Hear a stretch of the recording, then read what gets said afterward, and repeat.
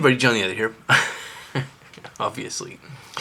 And yesterday, on the 21st, the Varsity, which is the student newspaper of the University of Toronto, published an article announcing the university's new sexual violence policy. Now, I won't read you the whole article or the whole policy, but I will summarize it. Sexual violence is, according to the new policy, if you are a student at the University of Toronto, anything that you do on campus or off campus, with another student or without another student, online or offline, anywhere in your life while you're a student, can be deemed to be sexual violence. And your accuser doesn't need to face you, can accuse you through an administrative process in which they never get questioned. They can participate in the investigation or not. It's their choice. So I'm going to read you one little section of the article. At the heart of the policy is a survivor-centric approach that, according to the policy document, prioritizes the well-being of individuals affected by sexual violence. A survivor-centric. They're not saying accuser-centric. They're not saying complainant-centric.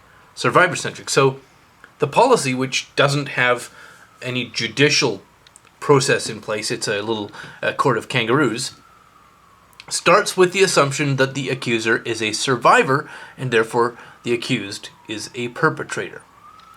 Continuing.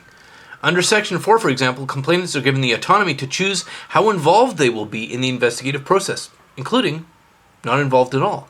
Or they could be fully involved, directing inquiries, go into his room, do this, do that, interview these people, here's a written statement, and so on. It's completely up to them. The accuser gets to control the investigation. Subsection F of Section 8 further elaborates that the complainant can choose not to request an investigation by the university and has a right not to participate in any investigations that may occur. And, this is the good part, the complainant is entitled to receive support regardless of their choice. This support is in the form of compensation and money and access to all kinds of stuff. So they have incentivized accusations.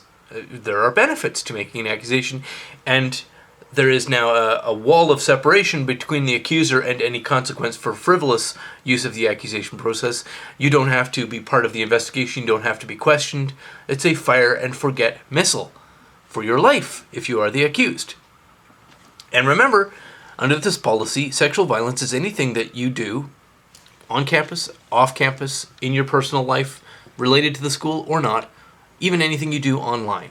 Which means, online, anything you do online ever, because online is forever, right? Anything you posted on your blog 10 years before you went to school or whatever, well, it's all up for grabs. And any of it can be deemed violence, and the process for determining that is a court of kangaroos that bears no resemblance to anything containing due process or presumption of innocence or, representative argument in court or an evidence-based process. Isn't that fantastic? Incentivizing false accusations. So, if you are a student at the University of Toronto, or if you are a prospective student, you might be a student in the future, or if you are a parent helping to fund your child's education at the University of Toronto, here's a question you might want to ask the university. What processes do you have in place to protect students from false, frivolous accusations, which we have seen so many of coming out of the province of Ontario, where the University of Toronto is located? How is the university going to protect students, the people who pay for the services of the university, which means the university is a business, so how is the university going to protect students from false accusations? If you're a student, or a prospective student, or a parent of a student, I think that's a question you might want to ask the university. I'll put the Provost's phone number on the screen at the end of this video. Thanks very much for watching, and as always, have a lovely, lovely day.